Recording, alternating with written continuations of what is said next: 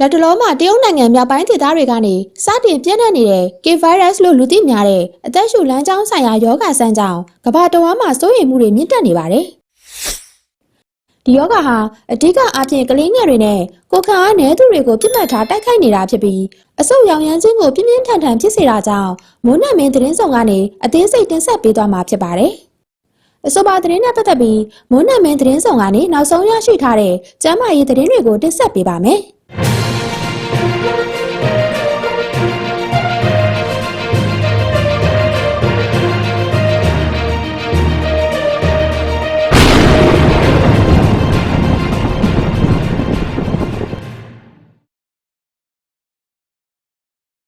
ပထမဆုံးအနေနဲ့ K-virus ဆိုတာနာမည်အရှိကောက် K-orthohantavirus လို့ခေါ်ပြီး2023ခုနှစ်နိုဝင်ဘာလဝန်းကျင်ကပေကျင်းနဲ့လျောင်နှင်းပြည်နယ်တွေမှာစတင်တွေ့ရှိခဲ့တာဖြစ်ပါတယ်။2024နဲ့2025ခုနှစ်တွေမှာယောဂအခြေအနေဟာငြိမ်သက်သွားသလိုထင်ရပေမဲ့အခု2026ခုနှစ်အစပိုင်းမှာတော့ပုံမပြင်းထန်တဲ့မျိုးဗီဇအသစ်တွေနဲ့အတူတရုတ်ပြည်တဝန်းမှာတကြောပြန်လည်ပြန့်နှံ့လာတာဖြစ်ပါတယ်။ဒီယောဂါဟာအပြင်းထန်ဖျားနာတာ၊ချောင်းဆိုးတာနဲ့အသက်ရှူရခက်ခဲတာတွေကိုဖြစ်စေပြီးအဆုတ်ထဲမှာအရေးကြီးဘက်တွေတီလာတာနဲ့အမျှအသက်ရှူလမ်းကြောင်းကိုခဏချင်းအတွင်ပျက်စီးစေနိုင်တာကြောင့်လူသားတို့အတွက်အကြီးမားဆုံးချိန်ချောက်မှုဖြစ်နေပါတယ်။ယောဂကူးစက်သူအရေအတွက်ကိုကြည့်မယ်ဆိုရင်အခု2026ခုနှစ်အတွင်းမှာတရုတ်နိုင်ငံရဲ့ဆေးရုံတွေဟာလူနာသစ်တွေနဲ့ပြန်လည်ပြည့်ကျက်နေပြီးတရုတ်ကိုကူးစက်သူထောင်ပေါင်းများစွာရှိနေတယ်လို့သိရပါတယ်။တိကျတဲ့ကိန်းဂဏန်းတွေကိုတရုတ်အစိုးရက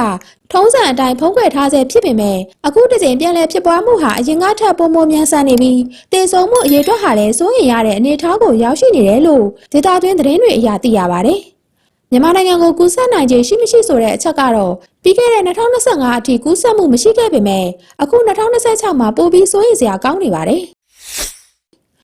မြန်မာနဲ့တရုတ်ဟာနယ်စပ်ဂိတ်တွေအပြည့်အဝပြန်လည်ဖွင့်လှစ်ထားတာကြောင့်လူဝင်လူထွက်တွေကတဆင့်ဒီယောဂပိုးဟာမြန်မာပြည်ထဲကိုအချိန်မရွေးဝင်ရောက်လာနိုင်ပြီးနယ်စပ်ကုန်သွယ်ရေးလုံးနေသူတွေနဲ့ခရီးသွားလာသူတွေကတဆင့်တနိုင်ငံလုံးကိုကူးစက်သွားနိုင်တဲ့အန္တရာယ်ရှိနေပါတယ်။ဒါကြောင့်မိမိတို့ကိုယ်တိုင်ဖြစ်စေမိသားစုဝင်တွေမှာဖြစ်စေအထက်ပါယောဂလက္ခဏာတွေတန်တရားရှိလာပါက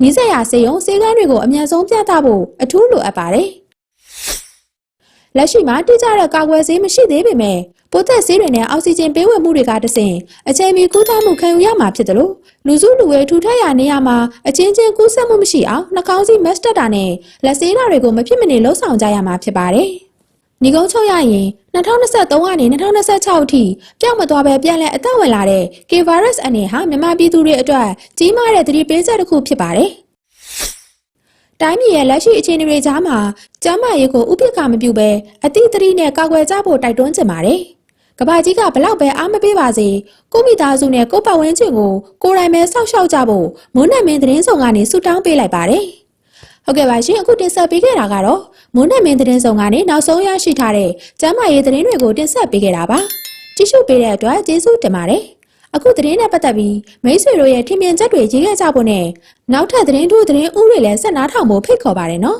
။ကျွန်မကတော့ထပ်တီပါ။